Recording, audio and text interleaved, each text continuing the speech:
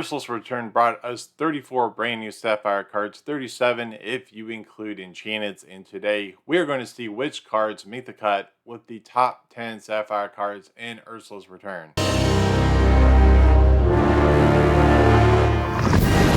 Number 10. At the bottom slot is a card that has uses in a practical sense, and that's Seldom All They Seem. This is an inkable 2-cost song that gives chosen character -3 strength this turn, and that seems very strong not only for challenging, but also for utilizing it alongside Shisu and Powered Sibling to banish all opposing characters with 2 strength or less. Speaking of Shisu, I recently talked about it in my top 10 Ruby cards in Ursula's Return.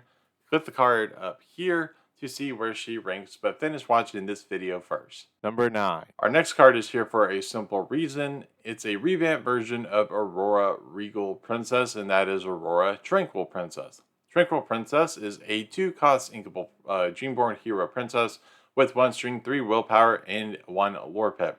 Tranquil Princess is also an upgrade from Regal Princess because, well, Tranquil Princess has Ward, and while Regal Princess is a 2-2 with 2 lore pips, I'm fine with trading my additional strength for an additional boost in willpower, and I'm fine sacrificing a lore pip for Ward because Ward is such a powerful keyword. It also makes it easier to shift into Dreaming Guardian or another card that might be on this list. Number 8. We're back with another song, and this time with Treasures Untold. This card is great. It's an inkable 6-cost song that returns up to 2 items from your discard back to your hand, and I think that's great for the item slinger deck, and you're going to be able to pair it with Hiram, so there's a lot of great synergy, and you're going to obviously sack the items for Hiram's ability to draw cards, so it seems like Item Slingers is really starting to gel and get a cohesive strategy. Number 7. We've reached lucky number 7, and I've started to see this card played in some Ruby Sapphire lists, and it's pretty interesting, and that card is Great Stone Dragon. So Rocky here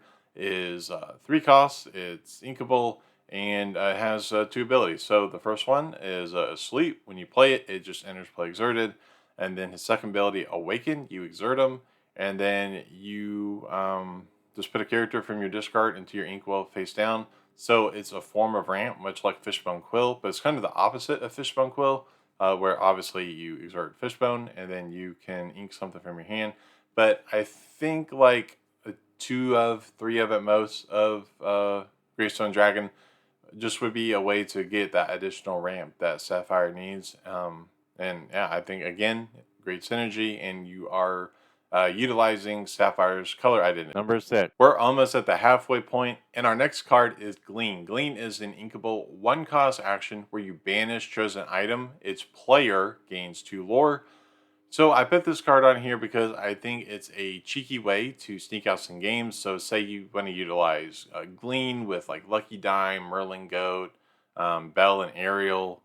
There's kind of like a mix and match kind of situation here, where you could really steal some games here. And of course, if you utilize Treasures Untold, like we just talked about, you could then pick the item right back up. So I just think there's some fun synergy here. Number 5. Our middle point card is Ice Block. This is definitely a meta staple card in Ruby Sapphire. This non-inkable 1-cost item, it exerts itself and it gives chosen character -1 strength this turn.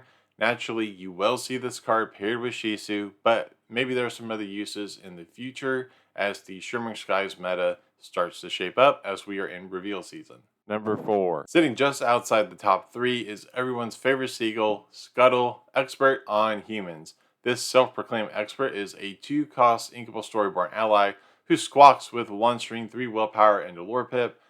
This bird has an ETB that says when he enters play, you look at the top 4 cards of your deck, you may reveal an item, then put it into your hand, and put the rest on the bottom of your deck in any order. And a lot of Ruby Sapphire lists seem to not really play Scuttle, but I'm curious if he's better suited for, say, Blue Steel or Blurple. He reads like he's great, and if the deck is built on a heavy item count, kind of like, say, Ariel for Steel Song, then I think you have the ideal chances of hitting an item off his effect. Number 3. Let's go under the sea with Ariel Treasure Collector. So our favorite redhead is non-inkable. She costs 6 to play, is 3 strength, 4 willpower. She also has 3 lore pits. Fantastic. And she's a Storyborn hero, princess obviously, who has Ward. And so far she's very strong, but what exactly does she do? Well, if you have more items in play than each opponent, she gains an additional 2 lore pips, so putting up to her 5. And on paper, that seems incredible. But my question is, how will she fare in a mirror match? And is she better than Belle, Strange but Special?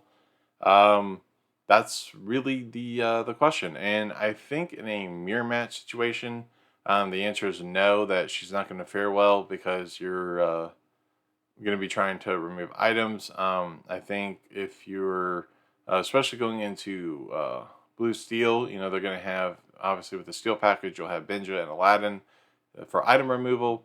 And then in regards to her comparison to Belle, I think on the surface, Ariel reads like the effects easier to get off, and then she might be better.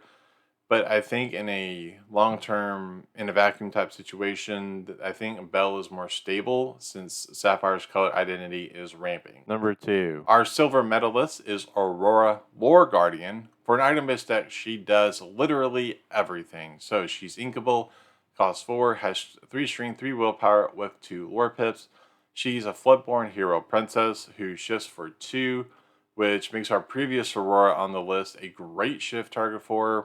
She has 2 abilities, both of which I love. Her Preserver ability makes it so your opponent can't choose your items for abilities or effects, which is just some nice item protection. And then her second ability, you exert her and you look at the top card of your deck, and then you either place it on the top or bottom of your deck. And then just having that knowledge is always going to be beneficial, even if you don't draw it. But, you know, it's always good to have that knowledge. Number 1. Our top Sapphire card is the Queen Diviner. This card is great. She's an inkable 3-cost Dreamborn villain Queen Sorcerer who has 3 string, 3 willpower, and a lore pip. And her ability is great for item-based decks. So you exert her, you look at the top 4 cards of your deck. You may reveal an item, put it into your hand, and if the item costs 3 or less, then you play it exerted. And then you put the rest on the bottom of your deck in any order. And honestly, I don't know what else I need to say. Like, this card says it all. It's great for item decks. Has a lot of potential synergy for Sapphire and for the item slinger deck. It just going forward in future card design, like who knows like what it's going to be able to do. But I also talk about the Queen in my ranking every legendaries video in Ursula's Return. And you can click that card up here. But be sure to finish this video, then go watch that one. But that is number 1, the Queen Diviner. All right, so that's going to do it for our top 10 cards in Sapphire in Ursula's Return. As always, be sure to let me know down below what you thought, and if you think I missed something or you disagree, you want to rearrange the list, that's perfectly fine. Let's just have a friendly conversation about it. As always, be sure to give me one of these if you like the content. It greatly helps. I know you hear YouTubers talk about it, but it does help. Engagement is always important. And speaking of engagement, be sure to smash the subscribe button and click that bell so you get notified when I upload new videos each Tuesday and Friday. As always, you can follow me on the artist formerly known as Twitter on X at Lorcana Thanos. And I'll see you next time. Remember, the hardest choices require the strongest wills.